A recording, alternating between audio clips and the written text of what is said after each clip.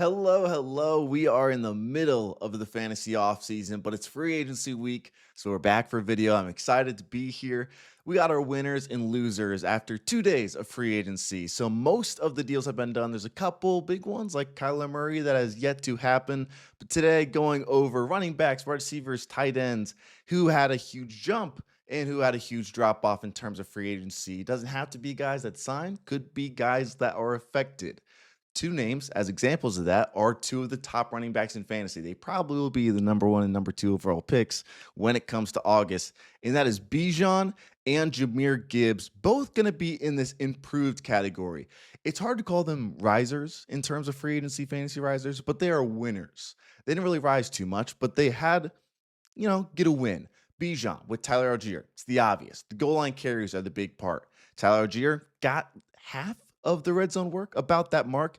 2024, Bijan had 11 touchdowns from the goal line on 7 more attempts. This year, he only had 3 touchdowns. Part of that wasn't just because it was Algier getting it. It was because the Falcons' offense wasn't as good. But still, it's a difference in 8 goal line touchdowns. That's a ton. 3 points per game, basically. And he didn't have a bad year at all. So if he gets some of that back, add a couple more points per game, that helps him a lot. Jahmyr Gibbs in a very similar spot with no Monty. I know what you're thinking.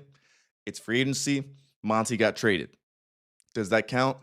It counts because of the free agency acquisition that they replaced him with. They signed Isaiah Pacheco, Detroit. I think that is amazing for Jahmyr Gibbs. They could have signed a bigger name. They could have drafted a guy with maybe a bigger role. Isaiah Pacheco wasn't the goal line back in Kansas City. It was Kareem Hunt. He isn't the greatest in terms of his efficiency, especially when you're comparing him to Jahmyr Gibbs, comparing him to David Montgomery. That was the big thing when I was talking about Jahmyr Gibbs could be the overall RB1 last week was, yes, they're going to replace Montgomery, but is it going to be a Sonic and Knuckles type of thing? No. Here, it's like Superman and Robin. It's not Batman and Robin, it's Superman and Robin, Pacheco being Robin. So those goal line attempts, again, key for a guy like Jahmyr Gibbs. He's good at them. He's smaller, yes, but his success rate at the goal line is incredible. Detroit uses them really creatively, really well down there. So I think those two guys can be even better this year and are in their primes on what should be good offenses. We'll see with Atlanta with their quarterback situation, but at least Detroit and a good offense. Another big name, I'll throw in that improved again, although not too much happened. It's good that Daniel Jones is back for Jonathan Taylor. That might be a surprise. There was a big drop off last year without Daniel Jones. I feel like it kind of went under the radar a little bit. Jonathan Taylor only averaged 13 points once Daniel Jones got injured. He averaged 25 with Daniel Jones. And part of that is because of his passing game work. When Daniel Jones was in there, his receiving was amazing. 3.2 targets per game. That was a career high. Ran the third most routes of any running back. So he was a receiving threat and had lots of production, mainly when Daniel Jones was in there. It didn't drop off too much, but it definitely helps with Daniel Jones and just keeping that offense pretty high. Jonathan Taylor right up there with Gibbs and Robinson again this year in terms of that draft order. Let's start off with probably the biggest free agency signing of the week, and that is Kenneth Walker with Kansas City. He's in between like this huge jump and great bump. We're going to put him in the huge jump just because of the overall upside. Like he was the RB29 this year. So it is a huge jump to be a guy that's probably going to be drafted round 2 in fantasy in August. Kansas City, obviously an incredible offense. With Mahomes, they are number 1 in points per game since he's been starting. So if we take back since 2018, 8 years now, they are number 1 in terms of their offense, scoring, and fantasy points per game. Running backs, still better than average in Kansas City, even though they haven't really had a talented one for the most part in the Mahomes era. The last 2 years, they ranked 29th in running back fantasy points with Kareem Hunt and Isaiah Pacheco these past 2 years and Matt Nagy as the offensive coordinator. The 10 years before that in the Andy Reid offense, Kansas City, other 10 years, they were 5th in running back points per game. There is lots of bell cow running backs in the past. There's lots of top 5 running backs or top 1 running backs if we're looking like the Jamal Charles days and that sort of thing that Andy Reid can bring out in a guy like Kenneth Walker, who is very talented. They're paying him a lot of money. The offensive line needs some work, and Kenneth Walker needs to stay healthy.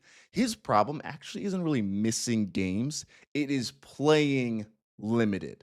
He's only missed 10 games in 4 years. 61 out of 71 games he's played in his career. He's just had maybe another 15 of those games where he's maybe limited or not playing his full snaps or anything. So he just needs to enter the season. The offseason health will be big there, but he got paid a lot of money. That's usually a good sign. Another one in the biggest jump category is going to be Bhayshul Tuten. Great inside runner in Jacksonville, and he's in Liam Cohen's offense. That's amazing for anybody. We've seen that the past few years. But Bhayshul Tuten should be that goal line back, should get some key carries in there in an offense that is number 2 in red zone trips. Their offense was great, especially in the second half of last year. So great scoring upside just alone there. Amazing inside runner, can be solid elsewhere. He probably won't be the key pass catcher. He didn't play anything in like the 2-minute drill, for example. Like he had 1 snap out of 42 for Jacksonville last year. So he's not like that number 1 receiving running back on the 3rd and longs and that sort of thing like ETN might have been, but still can get some. He's not going to be completely off the field, and he'll still be more than just that red zone back, obviously. He can handle a good workload. We'll see what it is. We don't want to project volume too much for these running back like sleepers in late rounds, but his upside is the reason that we would draft him, because he can be like a Travis Etienne last year. That was the RB12, getting about 65 to 70% of the touches. 2 different rookies on top of Tuten that get slight bumps is Ashton Jeanty and Amarian Hampton. Not because they signed anywhere or anything like that, they're rookies, but their offensive line play that was horrible last year improved. The Raiders are getting Miller back healthy, Colts WR, their left tackle. That's big. But then they signed Tyler Linderbaum at center, one of the best centers in the NFL, and it also helps Powers Johnson able to just play guard there. Like that's 3 offensive linemen that are a really solid 3.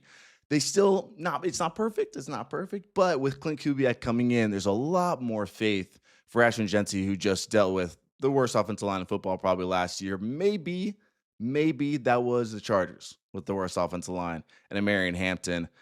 Bradley Bozeman is gone. Their center, so they got a new center, a couple other offensive linemen as of right now. So they're moving things around.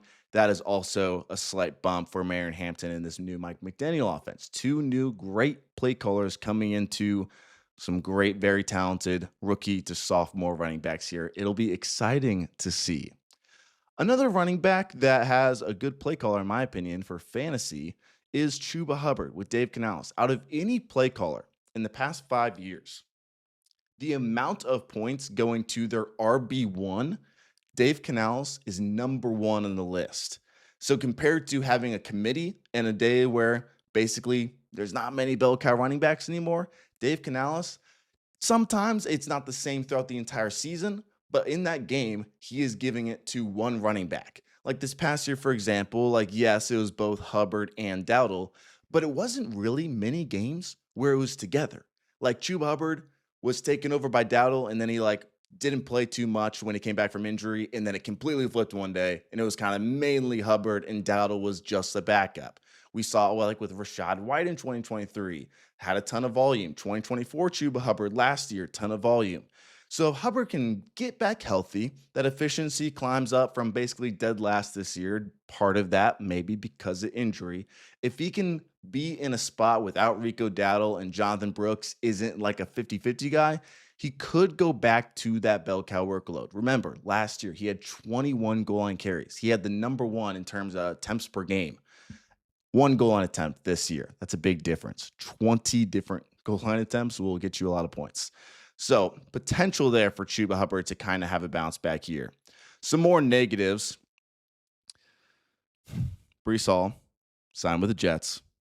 It's just not good. Their offensive line was actually pretty solid last year. Their offensive line play was good. Part of that was they were extremely healthy. Their main 5 group of offensive linemen were together on 95% of plays. Nobody else had 80%, over 80%. That's insane. But the offense just isn't good. I don't really believe in it with Gino and Frank Reich. I think it's going to be more the same. His volume last year and expected points per game was 25th. His touches were 14th. So what does that mean? He's not getting valuable touches.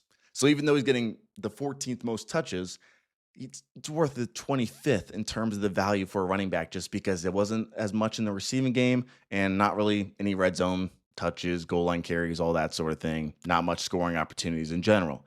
Hopefully, Geno helps his offense a little bit and hopefully targeting the running back a little bit more, like we saw that with Jeanty last year. So maybe Breece Hall can be a little better, but overall, compared to signing elsewhere, definitely a decline.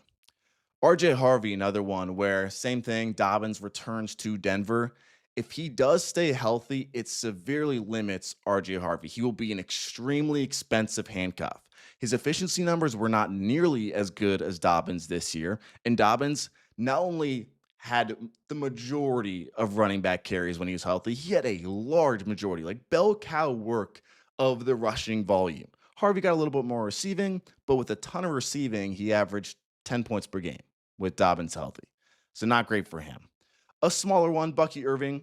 Kenneth Gainwell comes in.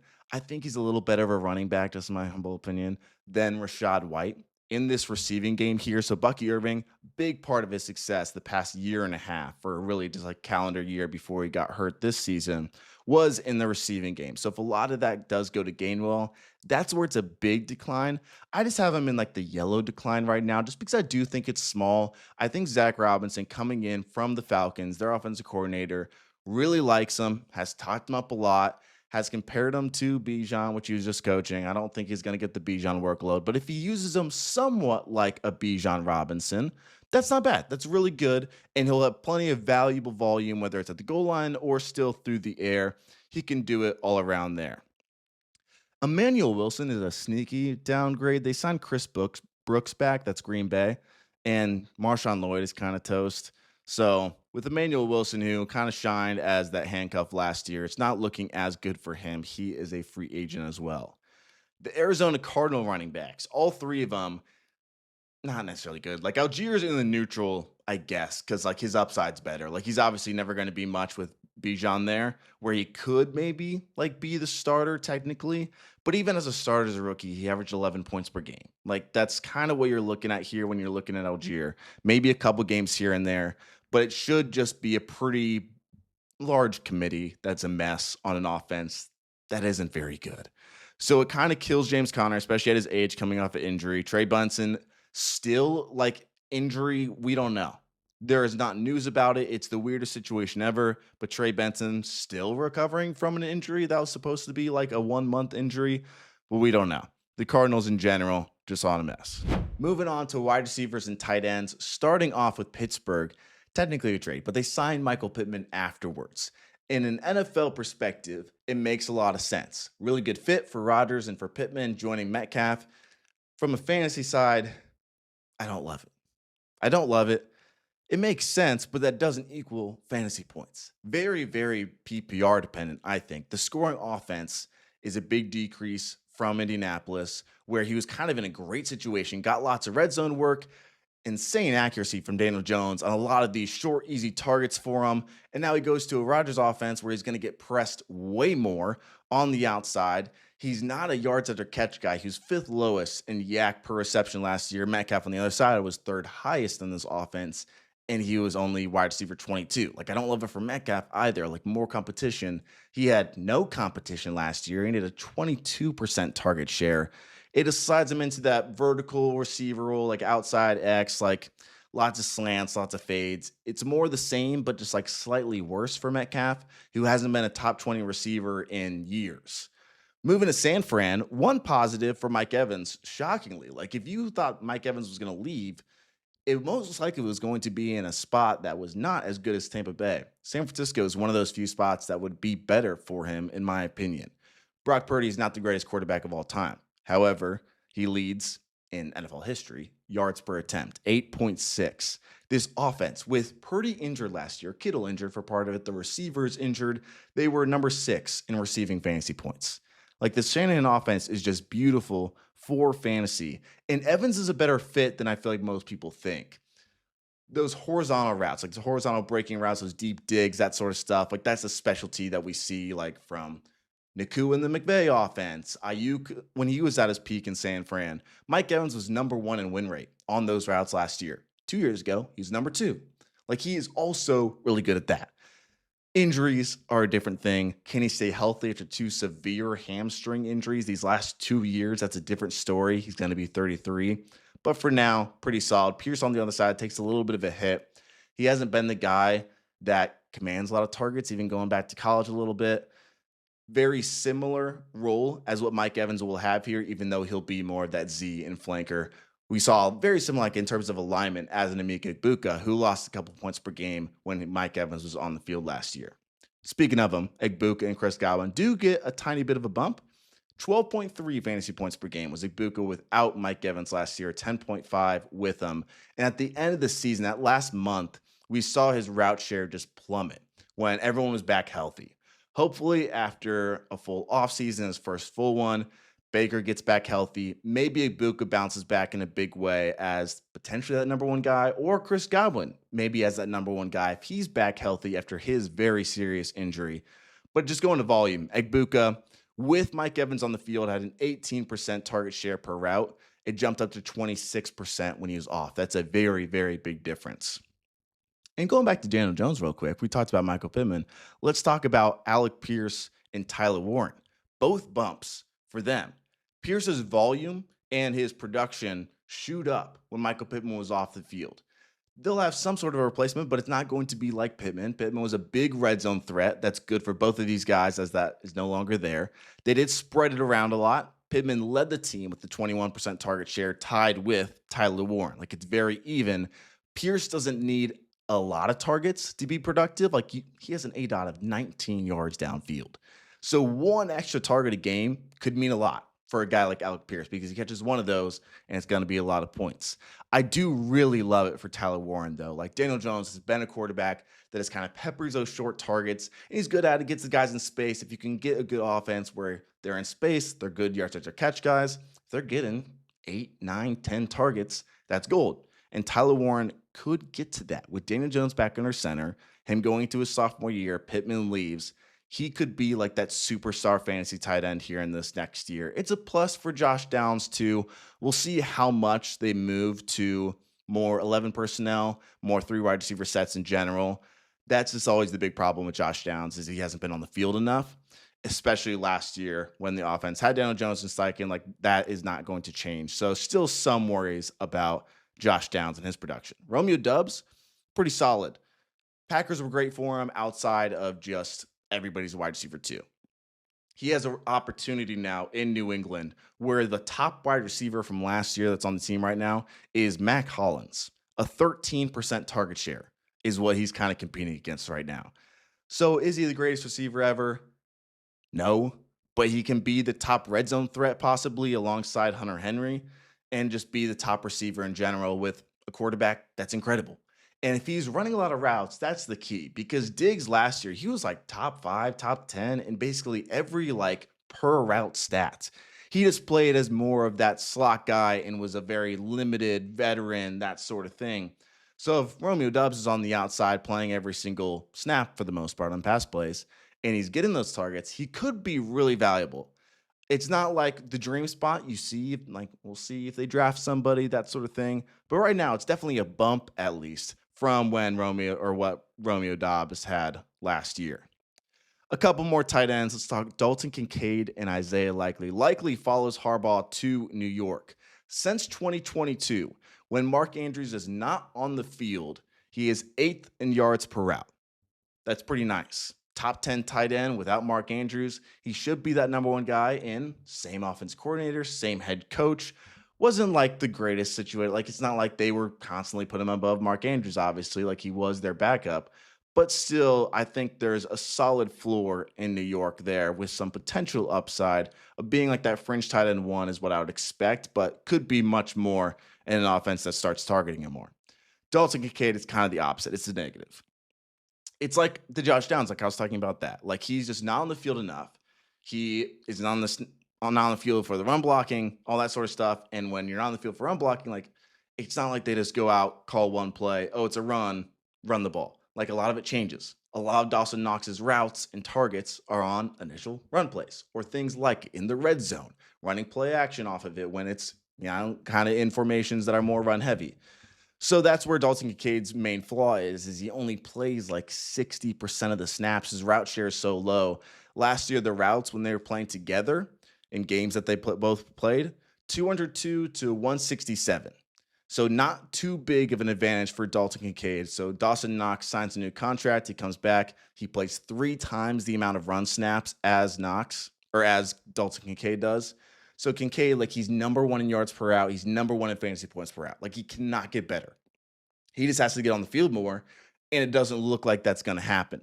So it's tough because he's like that right inside the top 10 tight ends, and his efficiency really can't get any better. He just has to be on the field more, and it doesn't really look like that's going to happen. So maybe Joe Brady changes that, but I don't have a ton of hope.